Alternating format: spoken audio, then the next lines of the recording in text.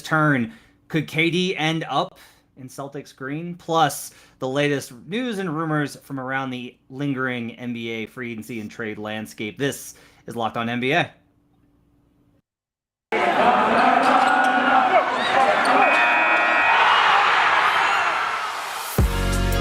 You are Locked On NBA, your daily NBA podcast. Part of the Locked On Podcast Network, your team every day. Welcome to Locked On NBA, your daily source for all things NBA from the Locked On Network. Glad to have you with us. Thanks for joining us and making us your first listen each and every day. We're free and available on all platforms. My name is Matt Moore. I'm the senior NBA writer for the Action Network and co-host of Locked On Nuggets, joined by my co-host David Ramil. You can find him on Twitter at DRamil13, co-host of Locked On Heat. We're here to break down all the latest news. And David, nowhere else to start. Sometimes I wonder about what we're going to talk about at today's show. There was no question on Monday morning as we record this on Monday afternoon after Shams Charania. In the latest update, as well as Adrian Wojnarowski from ESPN, both reported that the Boston Celtics have actually submitted an offer for Kevin Durant. The offer was centered around Jaylen Brown. The Nets rejected that offer, then turned around and offered their own counter offer, which included Jaylen Brown, Marcus Smart, as well as multiple picks and another rotation player, according to Charania. So, David, let's just go ahead and start here. We'll get into the specifics of why I'm not necessarily rushing to break down and get my sense around what this is going to mean in a minute. But I want to get your sense of when you read that this morning, when you woke up and saw the news, what was your initial reaction to the idea of the Celtics potentially moving Jaylen Brown to acquire KD? That it made sense. I think many teams probably submitted offers within minutes of hearing that Kevin Durant wanted to trade, out of Brooklyn. So you look at what Boston were able to accomplish this past season, getting as close as they did, going to the NBA Finals, and yes, making significant changes during their offseason, acquiring Malcolm Brogdon, just improving what was already a very good roster on paper. But if you have the opportunity to acquire a superstar, generational talent like Durant, then why not do so? And look, Jaylen Brown, a name that's been linked to many trade deals over the last couple of seasons of his career, and yet, still a very good player, an all-star, still just 25, got lots of potential there that has been untapped and might remain untapped, but still a good centerpiece there. And if you're looking at what the Nets are looking to build in the future, if they have to move on from both Kyrie Irving and Kevin Durant, then why not include him on there? Because he's a great, if not a building block, he's a good piece to have. He gets you a lot further than you were, and you can still continue to build around him, acquire the right players. You still have Ben Simmons there theoretically. So it makes a lot of sense for both teams. And obviously something, again, that we'll talk a little bit about later, but you have to wonder, as always, why the news is being leaked now. Because then you hear later on in the day from Brian Windhorst, I think, saying that offer was submitted weeks ago, as we just talked about. So it's a good deal for Boston. It's a good deal for Brooklyn. And you wonder why, if it had happened weeks ago, why it hasn't happened yet. This is one of the weirdest things that happens in this business. Now, look, I'm not Brian Windhorst, and I'm not Shams Charania. I'm certainly not Adrian Wojnarowski or Chris Haynes or anybody else. But I dabble in the circles, right? I dabble in the muddy waters of NBA rumor milling and information trading. Right. And it's just very weird. What'll happen is I'll hear something and be like, I'll get it from two different places and be like, okay, this might be something. And so I'll try and get it from somebody directly involved with it, right? I'll go to somebody that I know close to the situation, quote unquote, and be like, hey, so I heard that you guys were talking about this. Can you just confirm that this happened? And the response is usually, yeah, we definitely talked about that 2 months ago. That's a thing that we did 2 months ago. Right. We haven't talked to them in over a month and a half now, because that's something we talked about 2 months ago. Nothing came of it. It's just weird. That's what I think. My opinion on this is that I think it winds up being a lot of times everyone's trading information, and using something that's dead is it's a valuable asset to give to the media, but it's not something that you're giving up that offers any risk. You're not upsetting potential talks. You're not exposing leverage. You're not upsetting something that you're trying to get done currently, right? By basically exchanging something that you did talk about. Now, the other part of this, and you kind of mentioned it, is like the question of who's leaking it. I'll just go ahead and tell you that this straightforward here. In my experience, I have never in my time doing this ever talked to an executive ever who has said, yeah, we offered this and they turned it down. If someone says it was turned down, it's the team that turned it down that's letting you know that they turned it down. I've had that happen a lot, which is like, oh yeah, they offered us this, this, and this, and we turned it down. Because it's all about establishing the market. Like, that's what's going on here. Sean Marks is continuing to establish the market. We've seen this over the course of the last few weeks. The Pelicans are mentioned, but Brandon Ingram's. It started with Devin Booker. Like, that was the first one, which was, no, KD definitely wants to go to Phoenix. It's not happening without Devin Booker, which everyone was like, well, that's obviously not going to happen. The Suns are not going to give you Devin Booker under any circumstances. But Sean Marks is basically saying, like, that's how good we want here. And now it moves down a little bit, and then leaking this offer. And I'm not saying definitively it was Sean Marks. It could have been anybody in the next organization. It could have been somebody close to KD or Kyrie, whoever. Right. Whoever leaked it. It sets a market of, hey, you better know it's gonna take you offer us Jaylen Brown, and we're saying no. That's not enough. Jaylen Brown is not enough for Kevin Durant. We're not just gonna be like, oh, we get a good young player, cool. And the question of Jaylen Brown being enough is a question we'll talk about in a second. But that's kind of my read on it is I'm not surprised when Windhorst reported that it was old. I'm not surprised that the Celtics are obviously interested. Some of this is always funny the way it's framed. Latronius says in here, it mentions that they view him as, quote, the piece to put them over the hump, the missing piece. I'm so tired of this. Guys, it's Kevin Durant. Right. Okay? Kevin Durant is not it's the secret X factor. If you have Kevin Durant, you're a contender. That's how I don't know, works. Matt. He could have a good game here and there and might maybe put you over the top.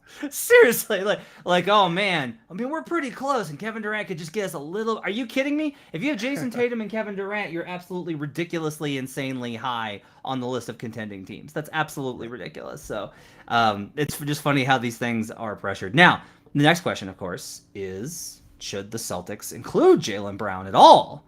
Which has sparked what you would imagine to be the typical well-measured response from Celtics internet. And so we'll talk about whether or not the Celtics should include Jaylen Brown and what this could have the impact on the rest of the KD market. We'll do that when we come back on Locked On NBA. But first, I would like to tell you about Built Bar, because Built Bar is incredible.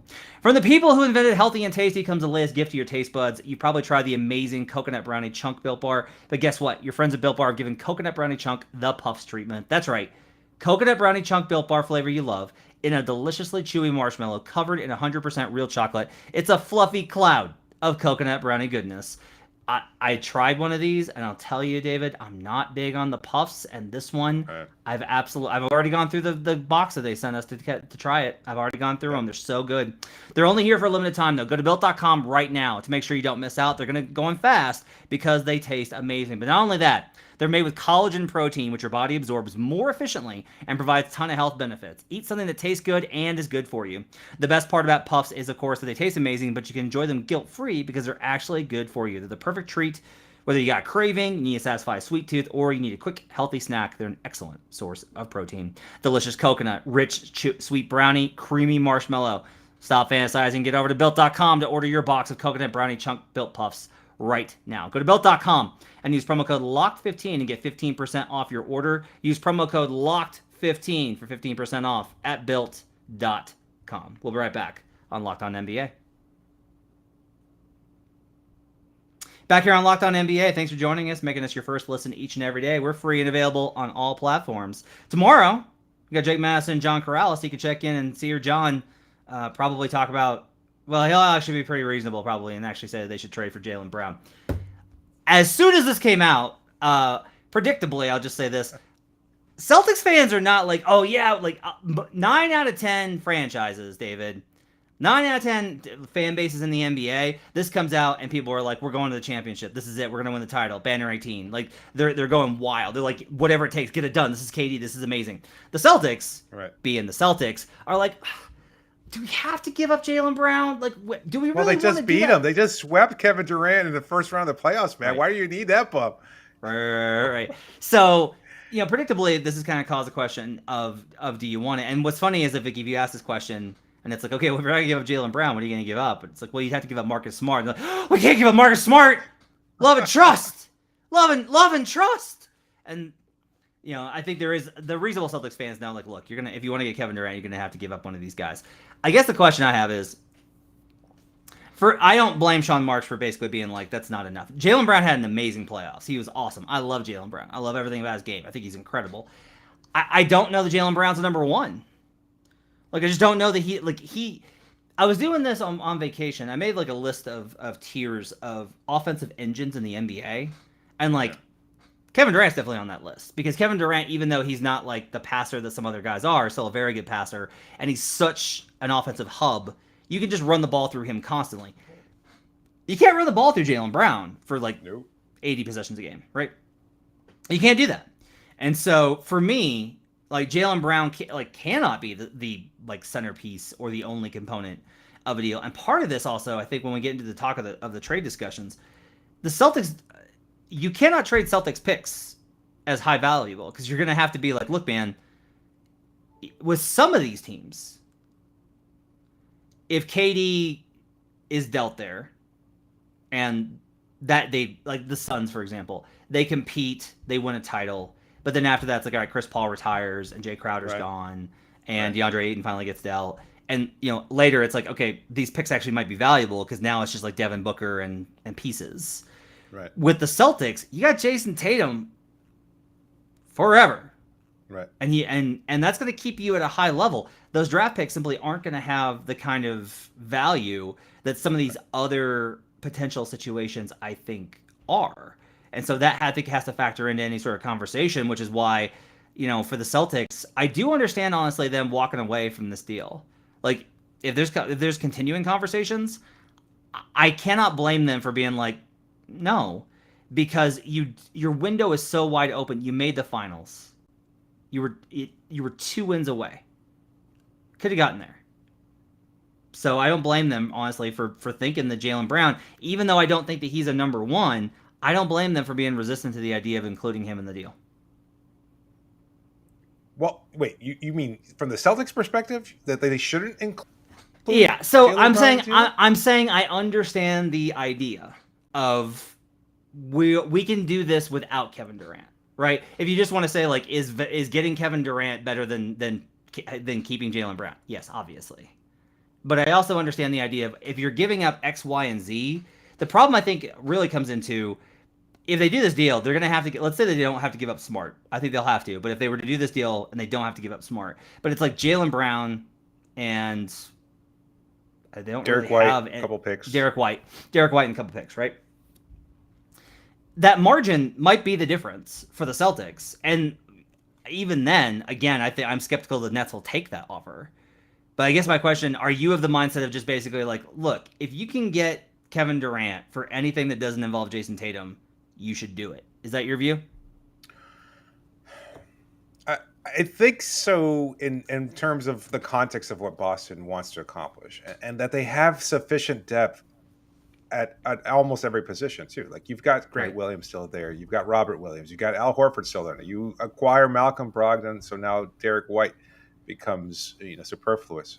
And if you can keep Smart, and you still have a young core there, again, with Tatum still very much in his prime and very young and able to continue to grow and develop, and you can add a generational talent, like you mentioned, Durant. I don't think the obstacle to getting the deal done should be Jaylen Brown. Like he's a fine player, and I know a lot of Celtics fans are kind of like, well, he was the centerpiece, the first pick that we got in exchange for Kevin Garnett all those years ago, and that is, you've kind of got this emotional attachment to him being there, but I think he's kind of limited. And to your point, he's not a number one. He's a fine complementary player. That's fine. That's not Kevin Durant. Absolutely, you trade him for Kevin Durant. I don't see why that would be what holds up the process there. I should probably be clear here. I'm saying I understand Celtics fans resisting. It's clear the Celtics are not resisting. The offer was literally, hey, we'll give you Jaylen Brown for KD. So like they're open to it, right? And the question I think becomes more about whether you're open to the idea, like trying to understand why Celtics fans would be resistant to it rather than just being like. I mean, he's 33 years old, right? Durant. He's going to be he's going to get hurt at some point. Yeah, that's just a realistic point. He's at his career now where he's going to get hurt. Is he going to take the ball away from Tatum? Is he going to disrupt things? Are you going to have to run things through KD? Is he going to fit alongside Ime Udoka's offense? All these questions, none of which really matter because you get Kevin Durant on there, and it's Kevin Durant, and that's all that matters. It's like all of a sudden you're not just a really, really good team, but you're a damn good team that's probably untouchable. Like I think getting Kevin Durant on that roster makes them the clear number one team in the NBA, and I don't think it's particularly close. I think that's kind of I think they're the best team in the East by a wide margin. I think they're also the best team in the league, even better than the Golden State Warriors. Again, if you're looking at the Warriors having just won the title and maybe making another run next season, you'd want Kevin Durant on your team because I think he's got a little extra edge to him when he's going to take on the Warriors there. So I'm curious to see how that finals matchup would go. But anyway, I think I can understand fans' perspective, being fans, a little unreasonable and saying, no, JB's our guy. We want him on here. We've stuck with him. Yes, he's got, although they turned on him pretty frequently during the playoffs when he was coughing up the ball a million times, but still, he's still our guy. But you know what? It doesn't matter. You get Kevin Durant. Everything else falls into place. Yeah, big upgrade on Kevin Durant for Jaylen Brown is the ability to dribble. That seems like a good bonus that KD's got over JB. Right. So let's expand this conversation a little bit because, like we talked about, I don't necessarily think this is going to happen anytime soon. Charania reports like it's not imminent. Windhorst said it's old, right? But it establishes a market. So now the question becomes, does this apply pressure on the other suitors to include more? This is one of the problems that Phoenix, I think, is facing. I think Phoenix is where he wants to go. That's been what I've heard consistently, is that if Kevin Durant had his druthers, he would be with the Phoenix Suns. Okay. Yeah. But after the Ayton deal, they're limited with what they could do. They can't deal Ayton until a certain day, and then even then, the Ben Simmons thing causes a problem with that. They're not going to trade Booker. It doesn't make sense to trade Chris Paul. Like if you're the Nets, you don't want Chris Paul. That doesn't make any sense for you, right? They don't have young assets. Like Cam Johnson's good, but he's not the centerpiece of a deal like Jaylen Brown would be. So this puts even more pressure on the Suns to basically further leverage their entire future, which is going to be tough. And even then, may not be attractive enough deal for the Nets to actually go along with it. It puts pressure on the Pelicans, who have resisted, including Brandon Ingram. Like, I don't know who. There is someone connected to the entire situation that is actively feeding that if that Brandon Ingram is like, the Pelicans can get this done, and Durant would be interested in New Orleans and would be okay with this happening, and that New Orleans deal is plausible, and that the hiccup is Brandon Ingram. If you ask me who I want between Jaylen Brown and Brandon Ingram, that's a really interesting question. I kind of lean towards Jaylen Brown, even with the dribbling thing, just because of the defense. Like Jaylen Brown is can be a really good defender, and I have questions about Brandon Ingram's versatility in some ways. And then we go to the Heat. Isn't it ironic though? Isn't it ironic then that BI, who's been talked about as the next Kevin Durant, et cetera, would replace Kevin Durant in Brooklyn? Yeah. All this leverage from Brooklyn, and it's clear that that's the case. They're trying to shake free either Brandon Ingram, Scotty Barnes. Or Bam Adebayo. Yeah. Yep. That's what it comes down to. It's like the package for Hero, OG Anunoby, or whatever just hasn't been enough. So we want one of those three guys because they're better than Jaylen Brown in context of what we're reportedly have been receiving in terms of offers. So the difference, I think, with New Orleans or with Miami versus New Orleans and Toronto, if you trade Brandon Ingram, you still have Zion Williamson, Kevin Durant, CJ McCollum, Jonas Valanciunas, Herb Jones. You have a contender there, right? If you trade him to Toronto, as low as I am generally speaking on Toronto, you still have Fred VanVleet, Pascal Siakam, OG Anunoby. If you can get things back in, if you can get that situation managed, which Masai's handling it, I think, the right way and just ignoring it, you have good depth. Well, okay. You have okay depth. Gary Trent Jr., whoever else. Yeah. Trent probably goes in the deal. You need to hit on some young perimeter, like the peripheral guys. Yeah. You still probably have some problems with guards because their depth last year was really bad, which is why their starters played like 40 minutes. But the starters were really good. So like if you factor in the idea of the playoffs and like, hey, we're just going to play our starting guys all 42 minutes a game. And that's what we're going to do. That starting five is still really good. The Heat problem, I think, becomes if you trade Bam Adebayo for Kevin Durant, and it's Kyle Lowry, Jimmy Butler, Kevin Durant, and Omer Yurtseven. That's right. Hey, Dedmon? You don't think Dedmon emerges as a starter? I don't think you have enough. And so like this is kind of the key is like I don't know what this prompts from a response from Miami to get a deal done, because for them the only way to get KD is to give up Bam, and if you give up Bam, there's no point in trading for KD. Right. From the Heat perspective, the Heat fan perspective specifically, I think Bam is a fine player, but offensively, he's never going to develop into the kind of player that you'd want him to be, because he's not comfortable being a go-to primary scorer. And given that, we just talked about this with Brown too. Like, is he your number one guy? Probably not. He's your linchpin of your defense. He's what makes things so much easier for Lowry, Butler, and everybody else. He certainly makes up for a lot of other players' mistakes. But if you're looking at just from a terms of a pure foundational piece, Bam's very good and yet also very limited. And we just had this conversation on Locked On Heat. We looked at Bam and his overall value. And taking it a step out, Zach Lowe just wrote last week about Tyler Hero being the foundational piece for any proposed trade package. And it's like, well, he's a good player, great scorer, limited athleticism. Has he reached his peak? Has he plateaued? And given that's the case, that it might be that might be the case. I think that question applies to Bam as well. Like, what's the next stage? Like they say no ceiling. Like that's his nickname, right? That the Heat front office has given him. But how realistic is that? Like, what's he going to do? Is he going to be a 35 to 38% shooter from 3-point range? I just don't know how much more he can expand his offensive repertoire to being that kind of foundational piece. And maybe Brooklyn thinks they can get him there, and that's why they're leaking out this information. I don't know. I see your point completely. It makes much more sense for teams like, I think, New Orleans specifically. I like you. I am not 100% convinced about Toronto's depth, considering they'd have to give up a couple of those key players in order to get KD. So yeah, the terms are different for all of these teams involved, but it's clear what Brooklyn's trying to do, that they're trying to get an additional name out there. And look, there's the extra part too that we haven't talked about, but we talked about before, is that if you're going to include Bam in any potential deal, you also have to find a way to move Ben Simmons.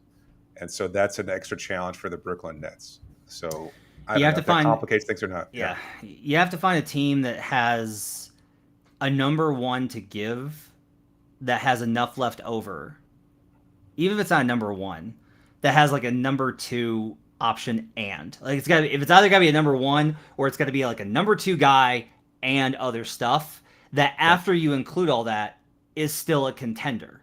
Like that's the key, is like, otherwise it doesn't make sense for the trading team. You have to find, like, that team has to be able to say, after we give up Jaylen Brown, Marcus Smart, 2 first-round picks, we still have enough to win the title. After we give up Bam Adebayo, whatever else. Tyler. I mean, wow, Bam and Tyler would be a lot. Yeah. But it's Kevin Durant, right? This is like why we keep going back and forth on it, and it is really difficult. The only teams I think that have like what guys that could be considered number ones are New Orleans with Brandon Ingram and Toronto with Scotty Barnes. Those are the only teams that have number ones to give. They can be like actual offensive engines, which is, why those teams remain in those kind of conversations. But boy, this is getting, and I'll also just say this, like there's continued to be discussions that Kyrie Irving like Toronto reported today, Kyrie Irving expects to be a net next year. Good luck with all that. Training camp begins in 2 months. 2 months. They got 2 months to figure this out. Otherwise, it's going to make for quite a media day if things are as they are for the Brooklyn Nets. Let's take a break. We'll come back and we'll talk about some more point guard news, actually, as we'll talk about Russell Westbrook, and we'll talk about an old name, maybe heading back to Charlotte. We'll do that when we come back on Locked On NBA. Back here on Locked On NBA, thanks for making this part of your day and your first listen each and every day. We are free and available on all platforms, including the old YouTubes. Turn on notifications. Give us those likes. Really appreciate it. Back here with David Ramil. David, on Monday, as part of more conversation that was picked up from Tarania, another name that has been linked to heading back to Charlotte is actually Kemba Walker. There's reports that the Hornets could be interested in adding Walker now. So, look, Walker, obviously, the injuries have robbed him of a lot. Don't know exactly what else he's got in the tank. A more interesting question I have for you, rather than talking about Kemba Walker's direct impact on the Hornets, is this question. Why are the Hornets linked to Russell Westbrook and Kemba Walker? And what does that say about where they're at? Like, that there is something to this where I'm like, what's going on that they feel like they need?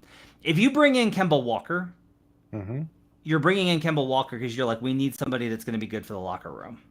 We need somebody that's going to be good as like we need some leadership on this team. And after firing Borrego and hiring Clifford, I'm genuinely wondering how bad things were from a locker room perspective last year with Charlotte, because a lot of their moves seem genuinely targeted towards trying to realign and get some control over the locker room. Oh, you got the Bridges situation playing out. Harrell not with the team anymore. Like, you're kind of counting on LaMelo to take this incredible leap and become the locker room leader that I'm not so sure he is, and I'm not sure that he's capable of becoming. And so, given all that, you're looking at, well, we've got to bring somebody in to try and fill that role.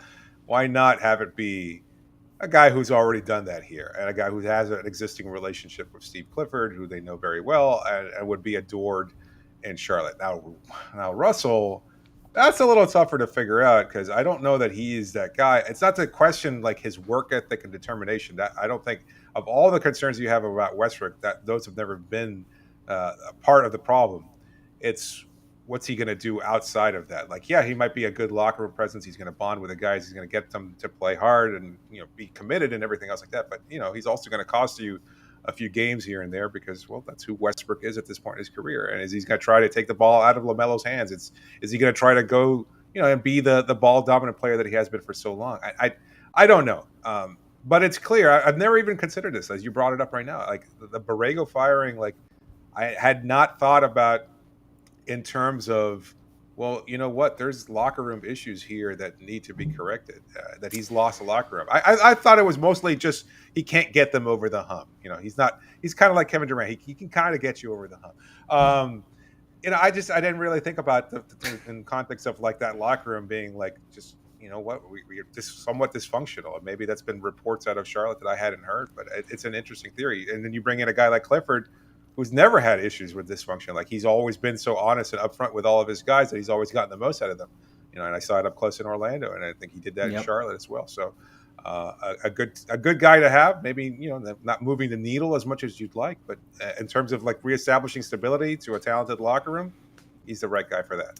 I mean, look, there's a lot of ways that this could be taken, right? In terms of like, I don't think there's no reports of like problems. There's no reports of like fights or whatever. It may just simply be that the front office kind of looks at it and goes, we just need more discipline. Like these guys we need a professional voice in the room to get everybody on the same page. And trying to establish a culture is a complicated business. Like a lot of it is that when you looked at the actual on-court basketball stuff, Borrego graded out pretty well. Like Borrego did not grade out as like a poor coach. He used a lot of different defensive schemes, which that's often like a big knock. If you want to just like really get into the X's and O's, if you're married to one scheme, you're going to have problems, especially in a playoff environment. He used a lot of different schemes. He preached versatility. The offense had some level of ingenuity to it. It wasn't a mess, but they played it was like when they played within the system, the system looked really good. And then the rest of the time, a lot of the guys just did not seem to be committed to that system. And so this is all very surprising. One of the reasons I think this is interesting is just why are there all these changes when Charlotte was better last season than a lot of people expected?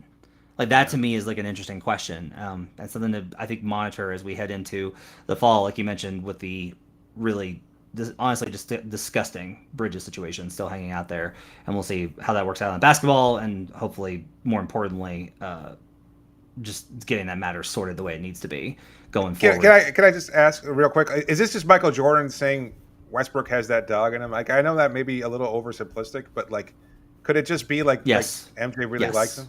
Yes. It's entirely possible. That's entirely possible. I also think it may be a matter of like, look, we can't find anybody to take Gordon Hayward anyway, so let's move him for Russ, and then we'll manage the Russ situation because we might be able to get something back with Russ for Gordon Hayward. Like that to me seems like it would make a little bit of sense rather than some of the other kind of equations that are out there as we talk about this whole situation. We mentioned Westbrook. 3 teams that Sharani mentioned today that they've talked to the Lakers about Westbrook: the Utah Jazz, the New York Knicks, and the Indiana Pacers. The Pacers, here's the thing with the Pacers deal. I don't know what the Lakers are going to give them, where it's like, oh yeah, they should definitely do a deal with the Pacers because the Pacers are willing to take Westbrook and they've got Buddy Hield. Okay, but if like you have to give up something for someone to take Russ at this point, right? And you're gonna have to give up something to get Buddy Hield. So it's like, what are you giving up that you're gonna get Buddy Hield back for Russ? Like that's a double asset giveaway, and they literally don't have much in the way of like they don't have much left in the way of draft equity. So I don't know. I think I'm skeptical. The Pacers deal has been mentioned forever. Yeah. I don't genuinely know like what the Pacers plan would be there. I don't know like what the objective would be. I don't know, like getting the draft asset seems good, but it's like I don't even know if you want to play him. You want the ball in Tyrese Halliburton's hands. That's what you want. So why are you bringing on Westbrook? The Knicks would be, I just want to put this out there. If the Knicks can't get Donovan Mitchell and they end up with Russell Westbrook, it's going to be painful. It's too much, David. That's too much. Knicks schadenfreude, even for a Heat fan, that has to be too much. You would have to feel bad for Knicks fans at that point. Oh no, not at all. No, still no. No.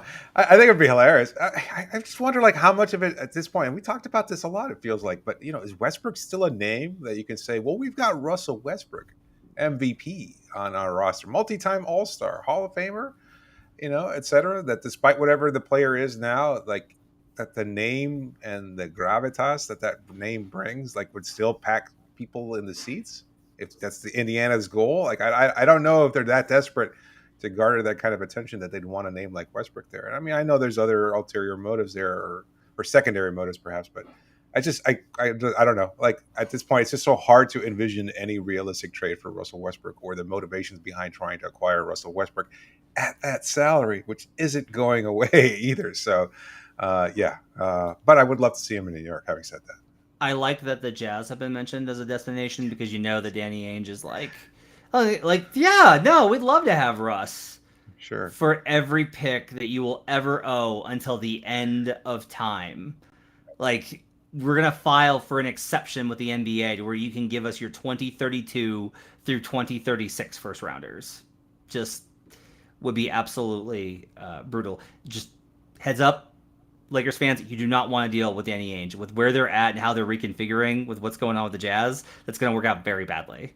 Trying to figure this whole Lakers thing out is still really fascinating, as they can. Both the Lakers and the Nets are in this position of like, maybe we'll just run it forward and see what happens. And everybody's like, that doesn't seem like a great idea, but it might be better than some of the options for trades. It's a weird situation that continues to linger.